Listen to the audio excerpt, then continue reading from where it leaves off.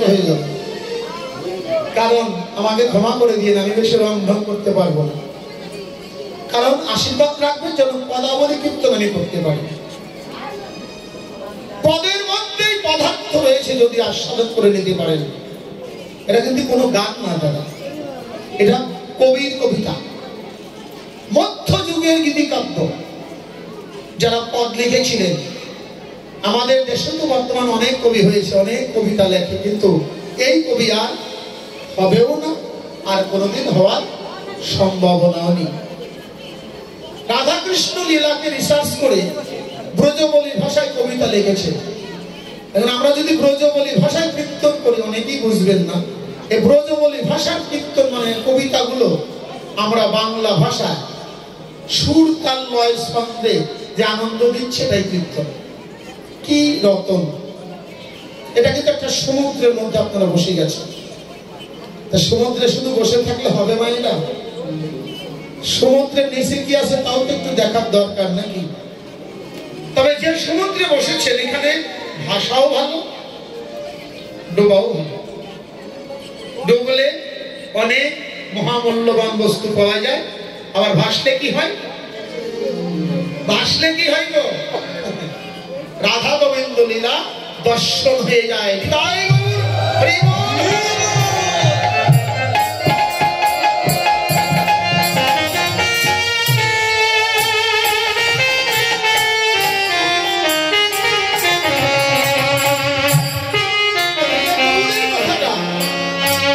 আমি বলবো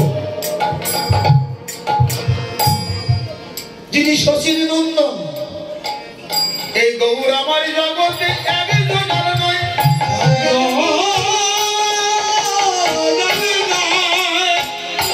গৌর আমার দুজন আর নয়, এই জগৎ সমূহে সকলে মরণের আনন্দের ঘনীভূত মরণ। এই ফাঁকা জগৎটা না বাবা, জয় রাধে, এই যে সারাদিন আর মানব দেহটা, গৌর এই জগৎই আছে। এই জগতের সবারই আনন্দ, আনন্দ কি সবার হয়? ভাবক বললেন আনন্দ কার হয় জানো? দেখা মাত্রই আনন্দ হয়। আর দেখে কে? যদি কোনো ভাগ্যবান ভাগ্যবতী গুরু গোবিন্দের কৃপা নিয়ে ওই গুরু গোবিন্দের রূপখানা আস্বাদন করতে পারে,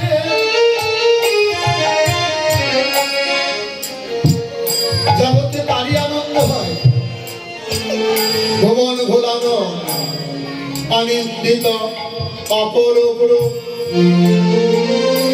গুরু কৃষ্ণ ভজনের ঘরে বসে দর্শন ইন্দ্রিয় গুরুর কৃপায় অনুমোচন করে এই জগতে ওই রূপখানা একবারে যে দেখেছে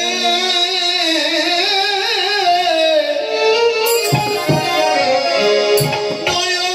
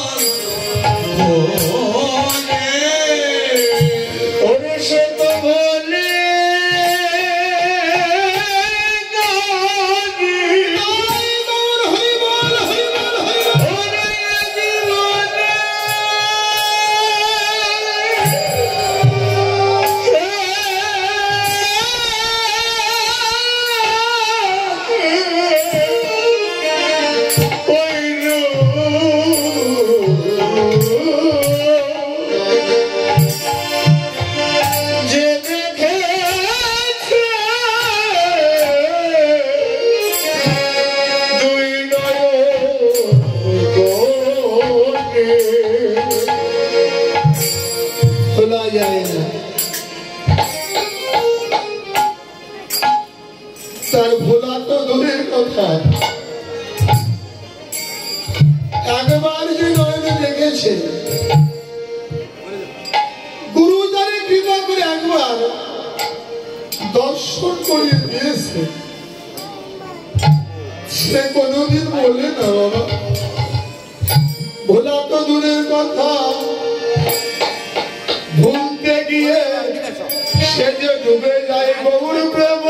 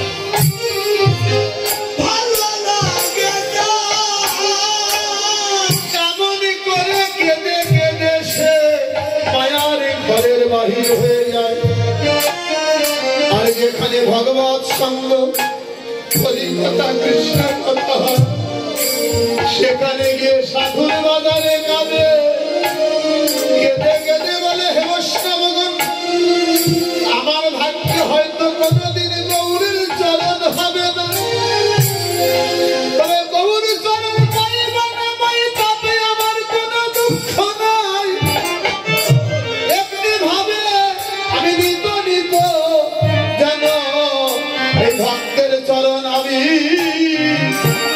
আমার পক্ষে ধরতে পারি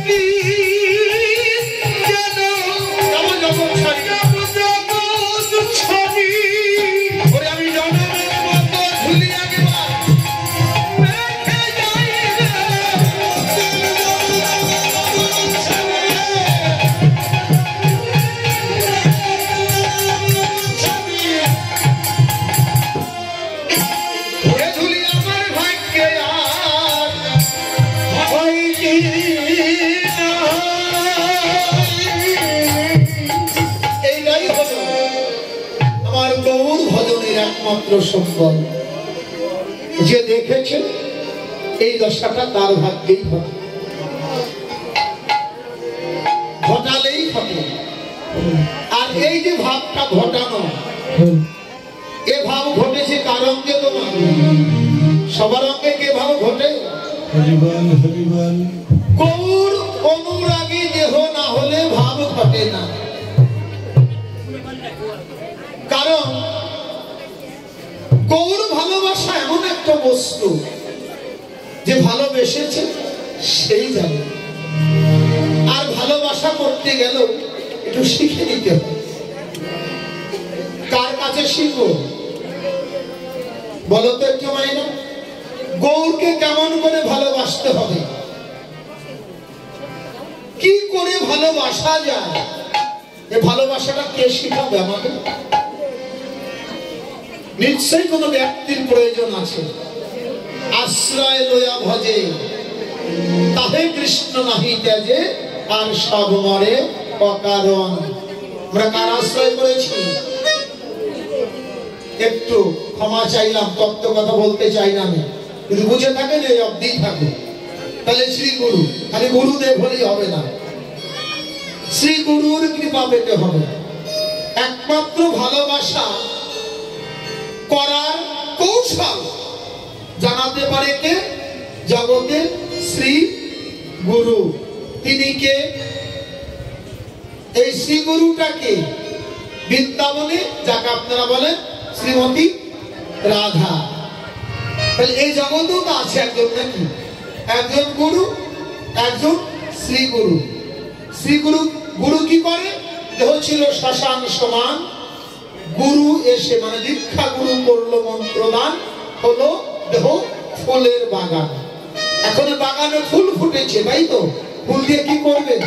কত ফুল ফুটে ঝরে পড়ে যায়, শুধু মালির অভাবে চয়ন করে নিয়ে যায় না গোবিন্দের পূজায়, তাই সে পূজায় লাগে না। কারণ ফুল তো অচল বস্তু, ওকে যদি চয়ন করে নিয়ে না দেন তাহলে কি গোবিন্দের সেবা পাবে? আর সব ফুল কি গোবিন্দের পূজা পায়? পায় না, তাই এই জন্য সম্বন্ধ আগে করেন।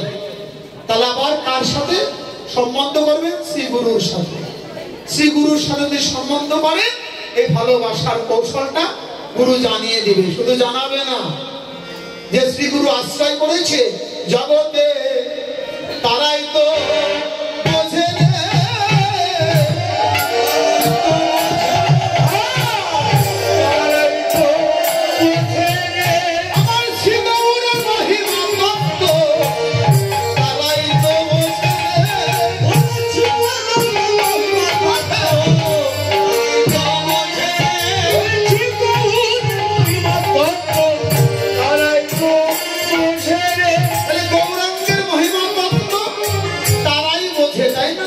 সে তারা কারা? যাদের ভাবের বোঝা নেমে গেছে, তারাই তো বোঝে। ওরা ভাবের বোঝা নেমে গেছে, ভাবের বোঝা নেমে গেছে, তারাই তো বোঝে। ওরা বুঝা বুঝে দিয়েছে, তারাই তো বোঝে। বুঝা বুঝা দিয়েছে,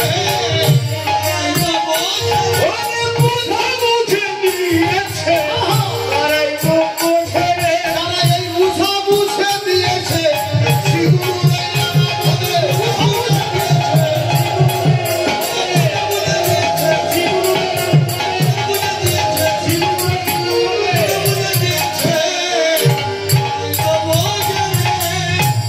বুঝা বুঝে দিয়েছে, কি বাবা কোনো বোঝা আছে? আমাদের কি কোনো বোঝা আছে? আছে তো, এত বড় বোঝা। এই সারা মানিকগঞ্জের যদি সব ভক্তকে এক জায়গা করে বলো আমার বোঝাটা নামিয়ে দাও, পারবে না। একজন পারে, সেটাকে শ্রী গুরু। আর বোঝাটা কি?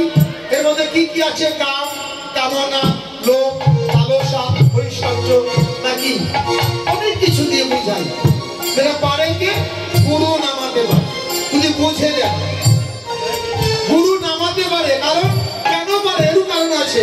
ভাবে সেই তো জানে রে, ভাবে সেই তো জানে রে, সেই তো জানে রে, এই তো জানে রে, সেই তো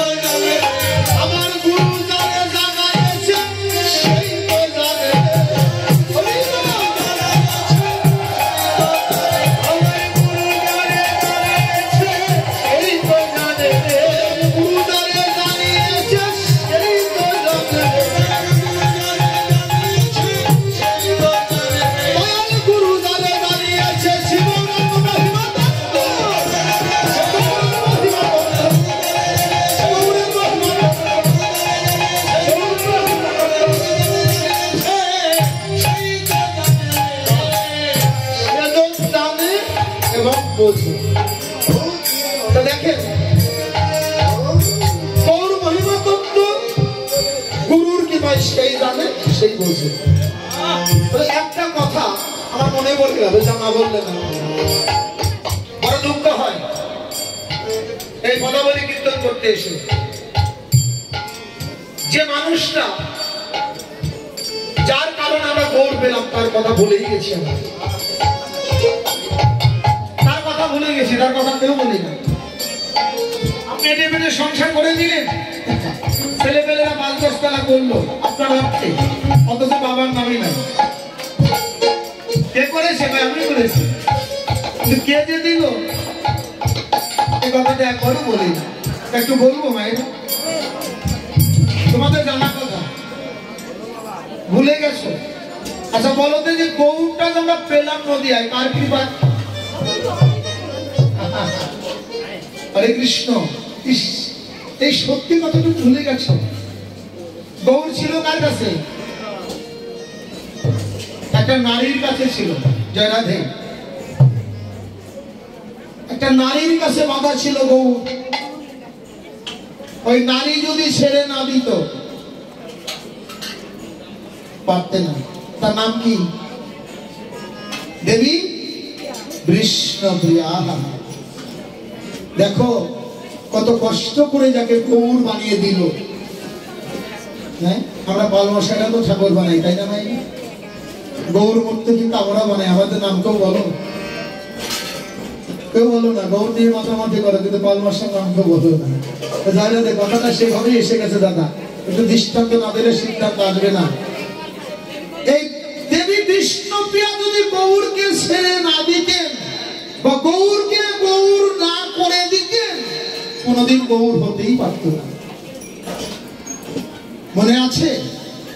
বিবাহ বন্ধনে আবদ্ধ হয়ে 6 মাস সংসার করেছিল, কিন্তু 6 দিনও স্বামীর শয্যায় ছিল না।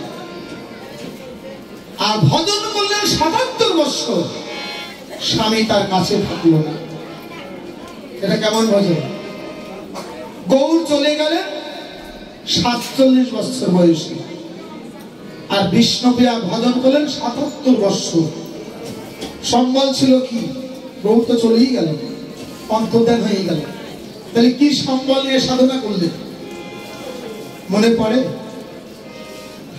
মনে পড়ে না। এটা মনে পড়ার কথা তো না, কারণ যখন আমরা সুখ পেয়ে যাই আর অন্যদিকে লক্ষ্য করি না। একটু ছোট্ট করে বলি, বেশি সময় তো পাবো না। বাসর রাত্রের কথাটা, বাসর রাত্রে তো অনেক কথাই হয়, যাকে এগুলো আর উঠানোর দরকার নেই। এমন করে গৌর হরিবার দিন বিষ্ণুপ্রিয়াকে বলেছিল, বিষ্ণুপ্রিয়া এই বাসর রাত্রে আমি তোমার কাছে একটা জিনিস চাইব, দিতে পারবে? বিষ্ণুপ্রিয়া বলেছিল, বলো। তবে তুমি যা বলবে তার আগে আমার একটা কথা শোনো। আমি যা চাইবো তাকে তুমি দিবে। তুমি চাইলে আমি দেবো, আমি চাইলে তুমি দেবে। কি এমন হয়? আদান প্রদান। এখন বিষ্ণুপ্রিয়া জানে যে মানুষটার সাথে আমার বিয়ে হয়েছে নাকি, ও যে সংসার করবে না বিষ্ণুপ্রিয়া ভালোই জানত। যার এত রূপ, বিষ্ণুপ্রিয়া যত দেখে ততই তার দেখতে ইচ্ছা হয়। গৌর হরি যাবার আগে বিষ্ণুপ্রিয়া বলেছিল যে আমি আগে চাইবো তোমার কাছে, বলো আমার চাওয়া পূরণ করো। গৌরাঙ্গ মহাপ্রভু বলেছিল, বলো। বলেছিল, প্রভু আমার তেমন কিছু চাওয়া নেই তোমার কাছে। আমি চাই এই 2 নয়ন দিয়ে তোমায় যতই দেখি তোমার দেখার স্বাদ মেটে না। আমি তোমার কাছে বাসর রাত্রে অনন্ত কোটি আঁখি চাই।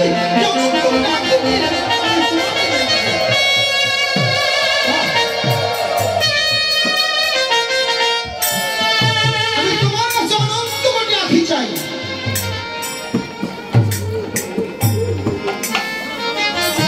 মহাপ্রভু বলেছিল, দেবী তোমার ইচ্ছা পূরণ করে, তাহলে আমার ইচ্ছা পূরণ করবে তো? বলে, বলো। যদি আমার ইচ্ছা পূরণ হয় আমি তোমার ইচ্ছা পূরণ করব। তখন বলেছিল দেবী, অনন্ত রাখি যদি তুমি আমার কাছে চাও, এই অনন্ত রাখি পেতে হলে চির জনমের মতো তোমাকে আমার বিদায় করে দিতে হবে। না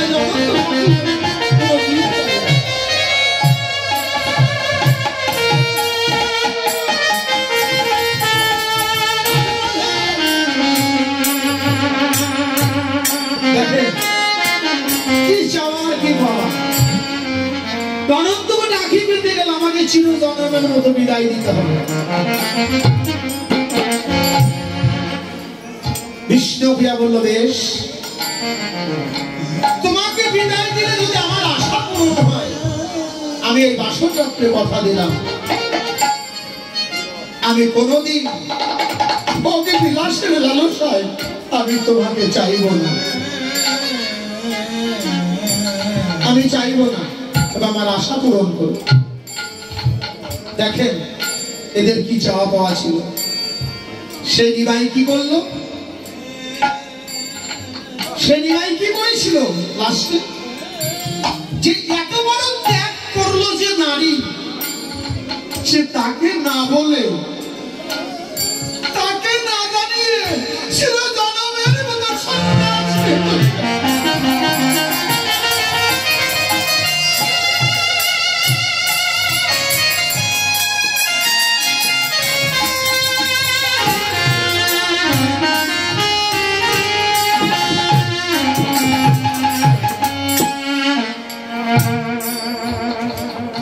কত বড় ঘাতকতা করে গেলেন, না জানিয়ে চলে গেলেন।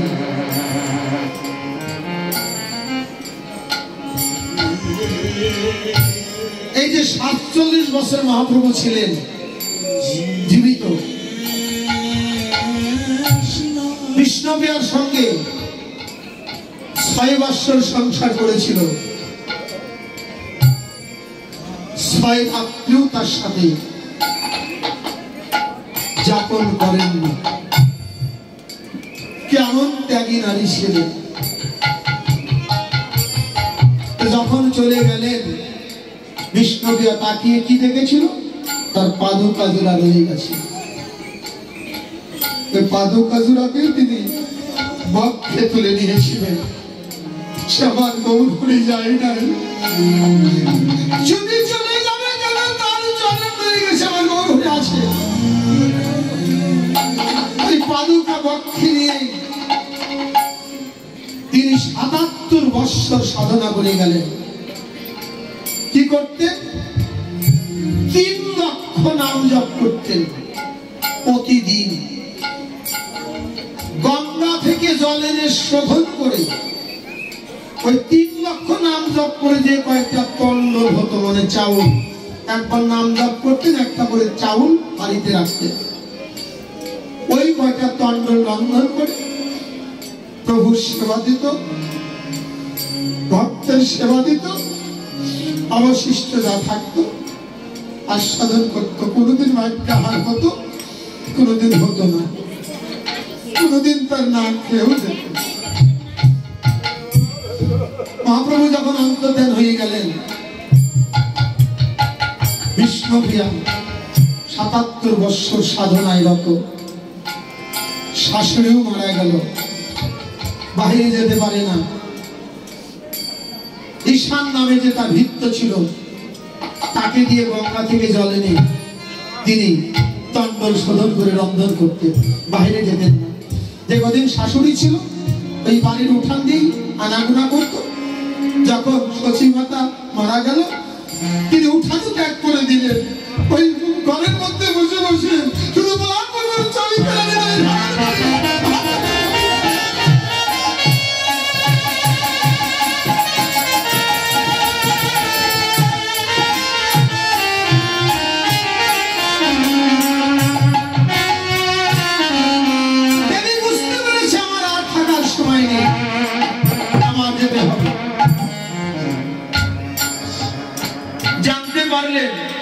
বিষ্ণুপ্রিয়ার ভাই ছিল, নাম ছিল যাদব। যাদব মহাপ্রভুর মূর্তি তৈরি করে কুঠিরে ধ্যান করতেন নিজ গৃহে।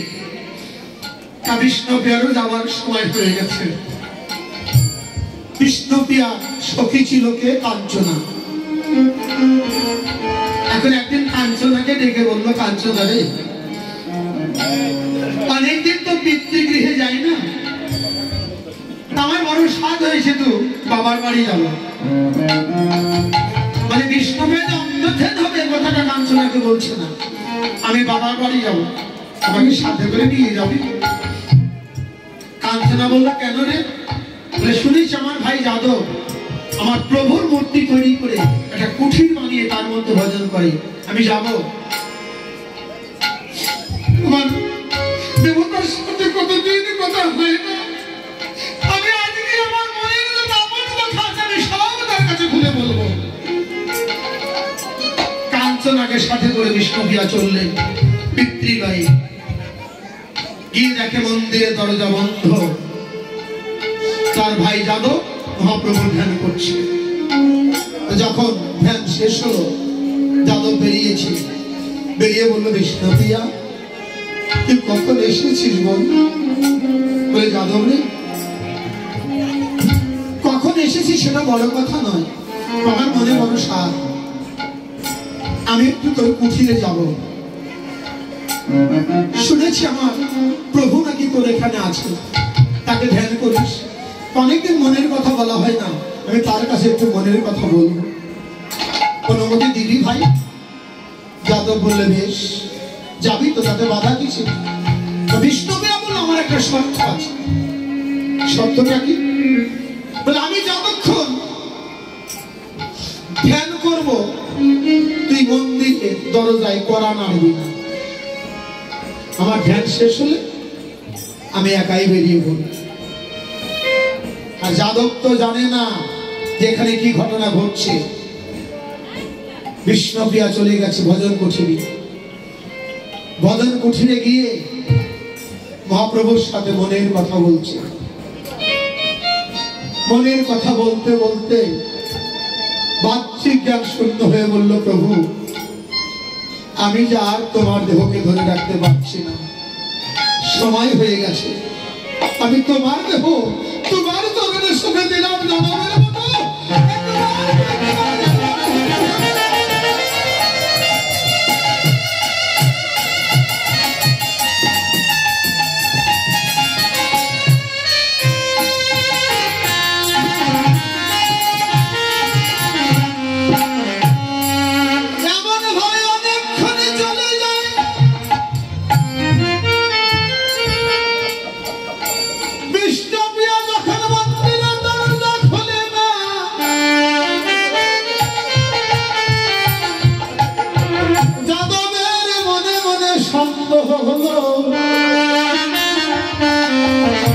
এতক্ষণ বসে বসে কি করছে?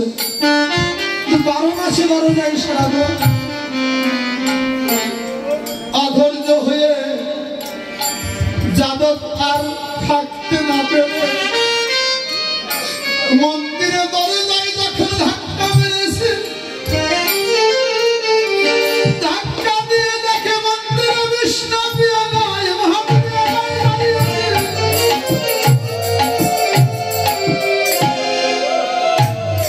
যাদব তখন মহাপ্রভুর চরণে পড়ে কেঁদে কেঁদে বলছে, প্রভু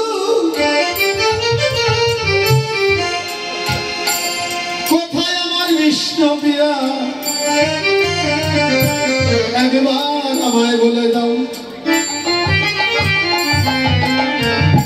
এমন ভাবে কাঁদতে কাঁদতে ঠাকুরের চরণে যাদব লুটিয়ে পড়েছে, অচৈতন্য হয়ে পড়েছে। কখন যে রাত হয়ে গেছে বুঝতেই পারে না। শুধু রাত না, রাত চলে গেছে, প্রভাত হয়ে গেছে। প্রভাতে বিষ্ণুপ্রিয়া যাদবকে স্বপ্ন দর্শন করালেন। যাদব ওঠ ভাই, দুঃখ করিস না, দেহটা তো আমার নয়,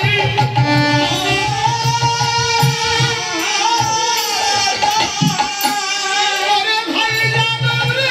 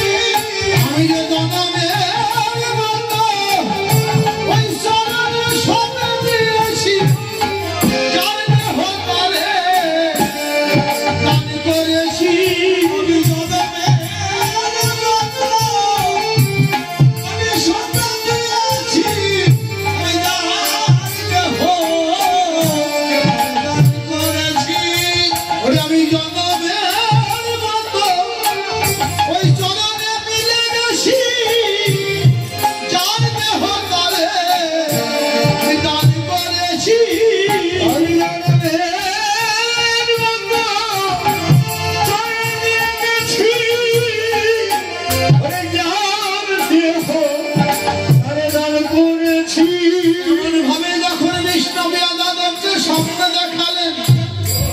যাদব অন্তর ফেরে যাচ্ছে, বলছে প্রভু আমি জীবন ভরে তোমার ভজন করে কি করলাম, তোমার চরণে পেলাম না।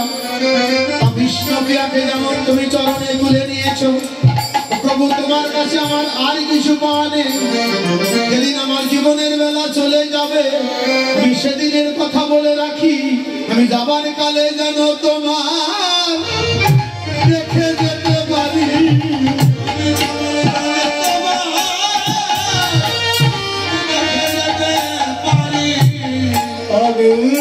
যাবার বেলায় যেন দেখে যেতে পারি। যাবার বেলায় তোমার দেখে যেতে পারি। আর কিছু না চাই হরি, যাবার কালে যেন তোমার দেখে যেতে পারি। আমি আর কিছু না চাই করি, আমি যাবার কালে তোমায় দেখে যেতে পারি।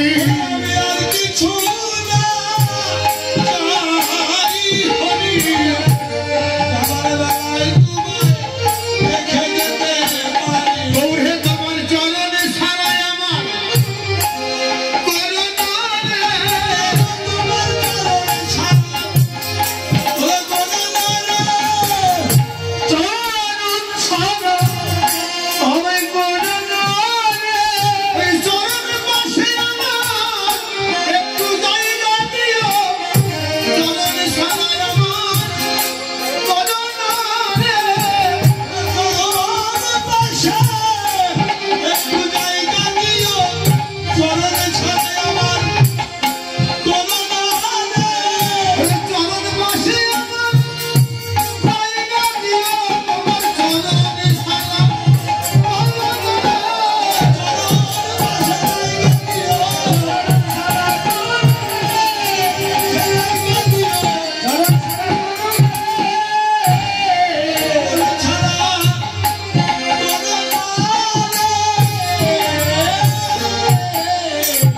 এই সেই ঈশ্বর,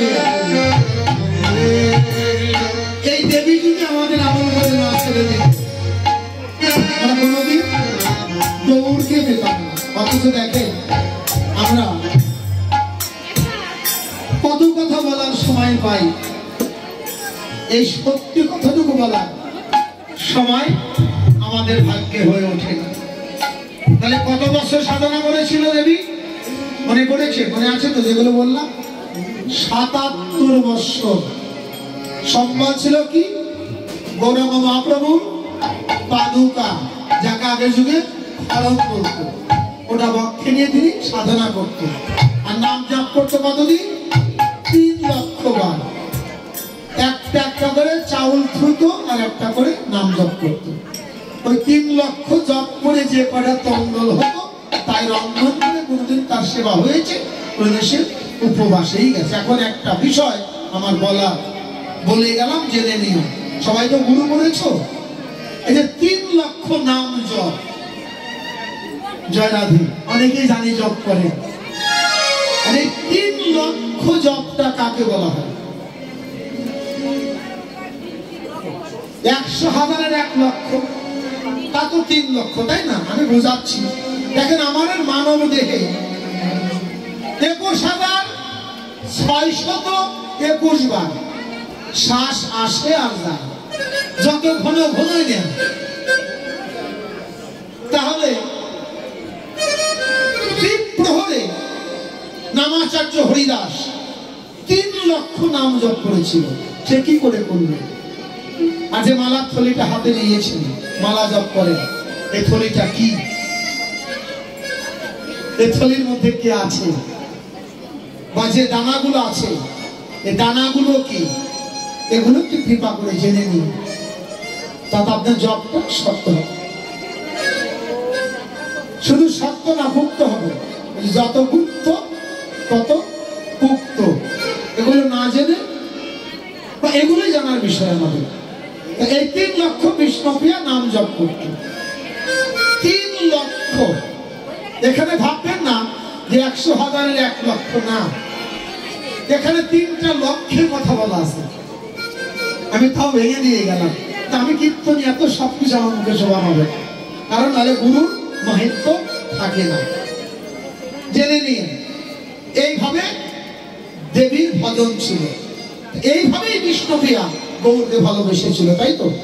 ভালো শুধু বাসে নাই, এভাবে ভালোবাসলে কি হয়? তার বাসা ভালো হয়, বাসা ভালো হয় এবং প্রীতি তার এই জ্যোতি। গৌরকে দেখলেই তো ভালোবাসতে ইচ্ছা হয়, তাই না? আমি কেন, সবারই সাথ হয়। কেন হয়? ওই সাথে পীড়িতের রতি দিয়ে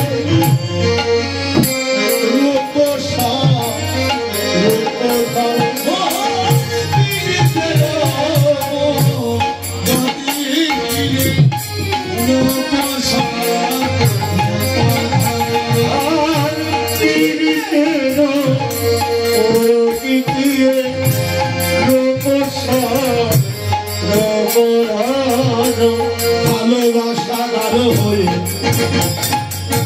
রতি নাম হয়, আবার রতি গাঢ় হলে তাতে প্রেম পায়। প্রেমের সার মুরতি খানা, মহাভাবের মুরতি, আর কেউ না বৃন্দাবনে আমার রাধা ঠাকুর। ওই মুরতি হল রাধা রানী। তাহলে গৌরকে দেখলে আনন্দ কেন হয়? গোবিন্দের গৌ, রাধার রাম, ততন গোলা। গোবিন্দের গৌ, রাধার রাম, মিলিত তনু গোলা। রায় কানুন একাকৃতি, দুর্দেহ এক হয়ে নদিয়ায় এসেছে গৌর হয়ে। হ্যাঁ, তাই গৌরকে দেখলে কি হয়? আনন্দ হয়।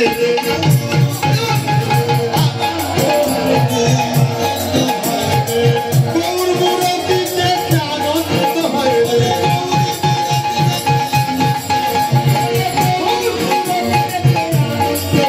গৌর মুরতি ধরেছে,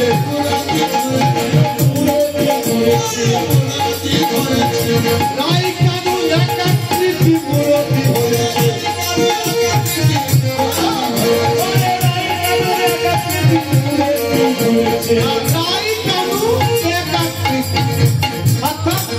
রাধা কৃষ্ণ মিলে গৌর হলো, তাই তো? মুরতি মানে রূপ নিয়েছে নদিয়া। এই যে নরোত্তম বাবাজি শ্রীধামাঙ্গনে গৌর রূপ নিয়েছে, মুরতি ধরেছে। কেন ধরেছে? কেন ধরেছে? কারণ আছে। মুরতি ধরলো কেন? জীবের পুরতি নাশিতে রতি ধরেছে।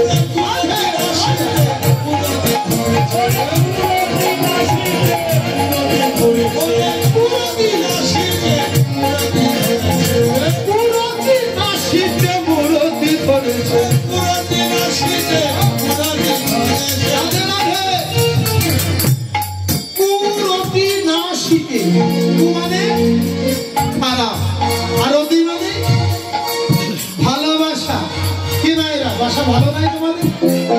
আচ্ছা, কার কার বাসা ভালো নাই হাত তুলতে?